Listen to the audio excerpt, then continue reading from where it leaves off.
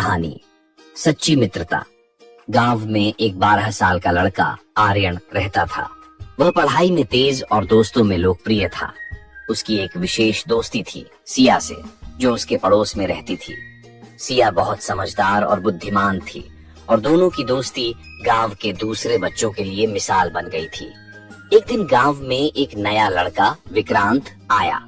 वह शहर से था और नए माहौल में घुलने मिलने में कठिनाई महसूस कर रहा था। आर्यन और सिया ने उसे अपने साथ खेल में शामिल किया। शुरुआत में विक्रांत संकोच में था, लेकिन धीरे धीरे उसने आर्यन और सिया की दोस्ती का असर देखा और वह भी उनमें शामिल हो गया। आर्यन और सिया ने विक्रांत को अपने खेलों में शामिल किया। तीनों ने मिलकर खेलना शुरू किया और विक्रांत की मुस्कान वापस लौटने लगी। तीनों का समय हंसी मजाक में बीतने लगा। विक्रांत ने आर्यन और सिया को अपने शहरी जीवन के बारे में बताया, जिससे उनकी दोस्ती और मजबूत हुई। एक दिन गांव में एक बड़ा खेल प्रतियोगिता आयोजित हुआ। आर्यन ने सोचा कि वह और विक्रांत मिलकर क्रिकेट में भाग लेंगे, लेकिन सिया ने कहा, हमें सही तरीके से अभ्यास करना होगा। उन्होंने कई दिन तक अभ्यास किया। प्रतियोगिता के दिन आर्यन और विक्रांत ने पूरी मेहनत की, लेकिन मैच हार गए।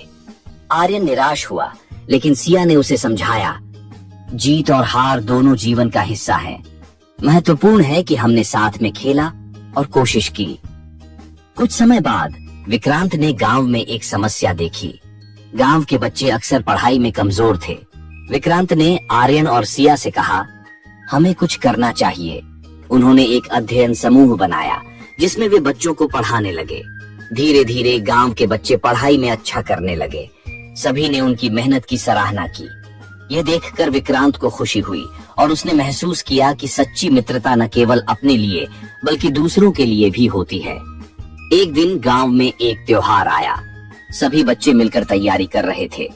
विक्रांत को एक ऐसा काम सौंपा गया जो बहुत मुश्किल था। उसे एक नृत्य प्रदर्शन का नेतृत्व करना था, लेकिन कुछ दिन पहले विक्रांत बीमार पड़ गया। आर्यन और सिया ने विक्रांत का ख्याल रखा।